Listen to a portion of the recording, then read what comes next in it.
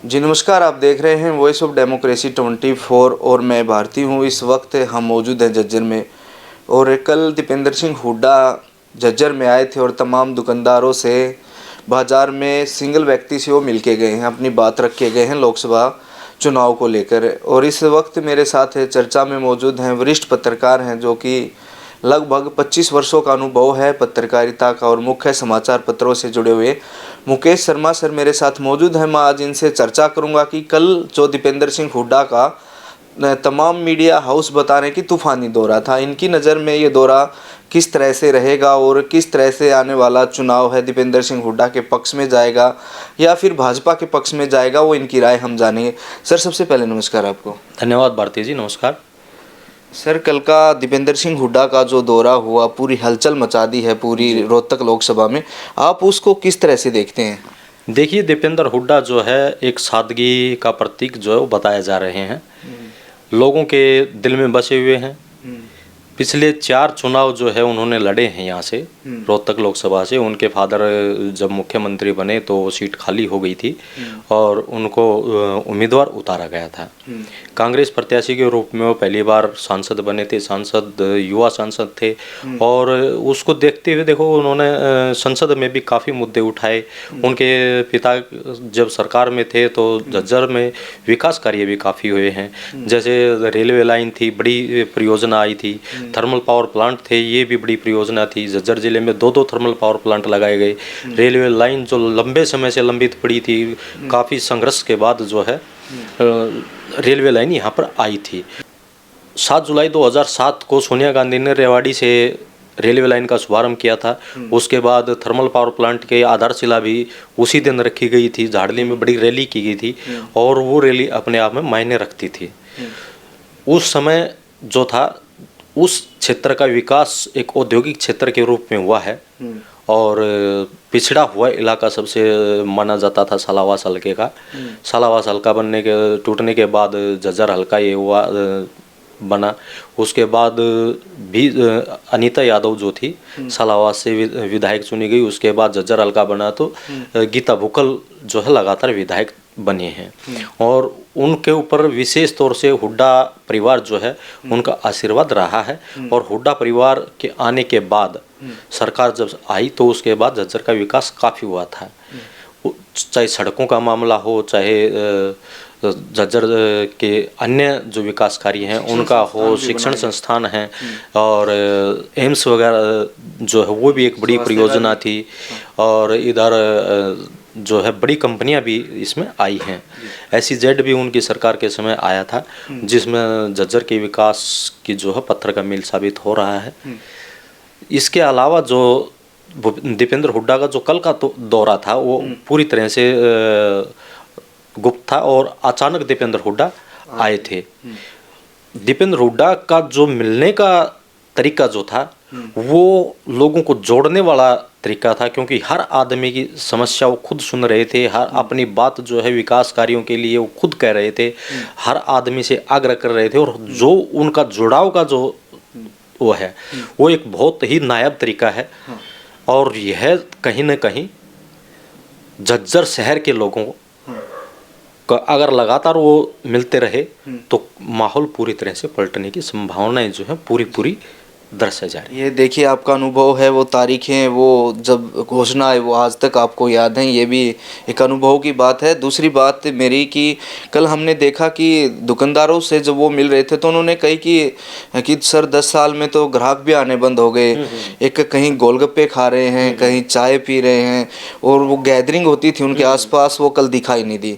इसका कई कह रहे हैं कि कार्यकर्ता साथ रखने थे या कई बोल रहे हैं कि ठीक क्या Deepender Singh Hooda man to man मिले, अपनी बात समझी। कहीं PhD होल्डर है वो पकोड़े बेच रहे हैं, काफ़ी राज है वो झज्जर शहर के निकल के आए। उसको किस तरह से देख रहे हैं जो लॉबी हटाई गई, कल गुप्त रखा गया दौरा उनका? देखिए, कार्यकर्ता जो हैं उनके प्रति कहीं ना कहीं लोगों में नाराज़गी अवश्य है। मैं कोसली एरिया का भी दौरा करके आया हूँ, कई गांवों में भी गया हूँ। वहाँ भी जो है पिछली चुनाव में 74,000 के करीब बीजेपी को लीड मिली थी, बीजेपी प्रत्याशी को। लेकिन वहाँ मोदी के नाम पर तो कुछ वोट हैं और लोग जो हैं अरविंद शर्मा के प्रति कहीं ना कहीं नाराजगी है। जी। कुछ लोग जो बीजेपी के जुड़े हुए हैं उन लोगों का यही भी कहना था कि हमारे सांसद अच्छे हैं, लेकिन जो आम आदमी से हम मिले वो चाहे बेशक मोदी की चर्चा करते हों, बीजेपी की चर्चा करते हों, लेकिन दीपेंद्र हुड्डा के प्रति जो है वो उनका लगाव आज भी है, चाहे वो किसी पार्टी से संबंध रखते हों। सिंपल बात ये है कि दीपेंद्र हुड्डा का जो मिलने जुलने का जो तरीका है और उनकी जो शराफत के तौर पर लोग देखते हैं तो उनको बेहतर बता रहे हैं। कोसली एरिया में भी दुकानदारों से भी मैं मिला हूँ, मैं आम जन से भी मिला हूँ, तो कोसली से इस बार जो है कहीं न कहीं उनको फ़ायदा मिलने वाला है अगर इसी तरह चलता रहा तो। देखिए, कल पत्रकार वार्ता में आप शामिल थे, एक दोबारा से सवाल किया गया कि क्राइम पे आप खुल के बोले उस, और आज तुरंत है वो आज भी एक डॉक्टर की है वो हत्या कर दी गई है रोहतक में। क्राइम किस कदर बढ़ रहा है। और हुड्डा साहब ने कहा, देखिए 2005 का जब उनका राज आया तो काफ़ी एकदम से क्राइम रुक गया था, फिर से वो स्टेटमेंट दे रहे हैं। इस तरह से अगर वो बोलते रहे और बीजेपी कितना बैकफुट पे जाएगी। देखिए, क्राइम की बात जो है, रोहतक में भी हत्या हुई है, पीछे बहादुरगढ़ में भी पूर्व विधायक की हत्या हुई, उसके अलावा भी कई हत्याएं हुई हैं, चोरी डकैती लूट जैसी घटनाएं होती रहती हैं। तो जिस समय इसमें भूपेंद्र हुड्डा की सरकार शुरुआत में आई थी तो उस समय जो है क्रिमिनल जो थे, अपराधी जो थे हरियाणा छोड़ने लगे थे और इनकाउंटर भी हुए, कई अपराधी मारे भी गए। और इसी तरह अगर उनका रवैया आगे सरकार आती है उसमें रहा तो कहीं ना कहीं उसका फ़ायदा इनको मिलने वाला है। देखिए सर, अब बात करते हैं, ये तो थी दीपेंद्र हुड्डा के झज्जर दौरे की। उनके सामने 4 प्रत्याशियों के नाम चल रहे हैं। एक तो अरविंद शर्मा है, रणदीप हुड्डा है, बाबा बालकनाथ हैं और एक IRS हैं कोई। इन चारों में से उनको सामने कोई जो उनको टक्कर दे सकता हो, क्योंकि अब कह रहे हैं कि 2 लाख की लीड दीपेंद्र सिंह हुड्डा लेंगे, कोई कह रहा है कि दीपेंद्र सिंह हुड्डा को 1 लाख से हराएंगे। काफ़ी चर्चाएं हैं और राजनीतिक गलियारों में चली हुई हैं। आपका क्या मानना है? लंबा अनुभव है, काफ़ी चुनाव आपने देखे, अपने हाथों से स्क्रिप्ट लिखी, अनुभव अपना साझा किया, दर्शकों की निगाहें रहती हैं कि किस तरह का अनुभव है और किस तरह से ये चुनाव चलेगा। क्या मानते हैं, किस उम्मीदवार को ताकतवर आप मानते हैं? देखिए, बीजेपी में अभी तक कैंडिडेट जो है फाइनल नहीं हुआ है।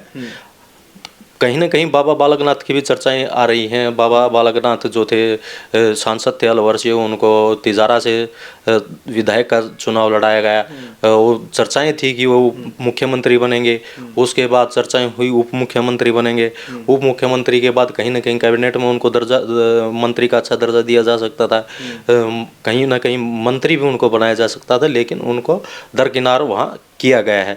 और मैं इसको दरकिनार भी नहीं कहूँगा, कहीं ना कहीं हो सकता है रोहतक लोकसभा क्षेत्र से उनको उतार दिया जाए।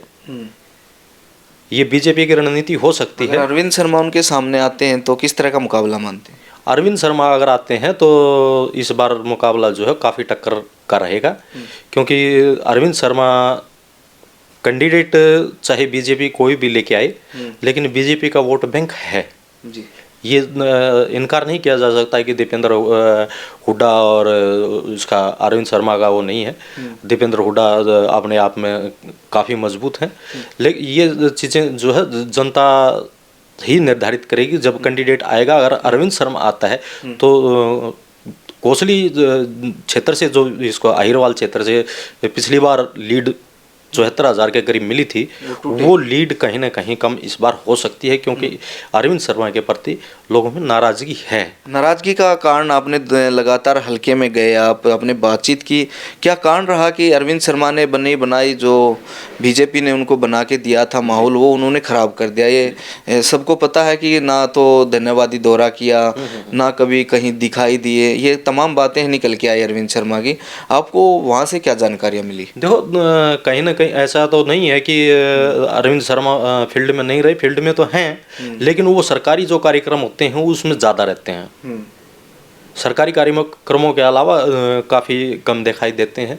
धन्यवादी दौरा भी उन्होंने नहीं किया, खासकर झज्जर हल्के का, और अन्य हलकों में भी ऐसी ही चर्चाएं आ रही हैं।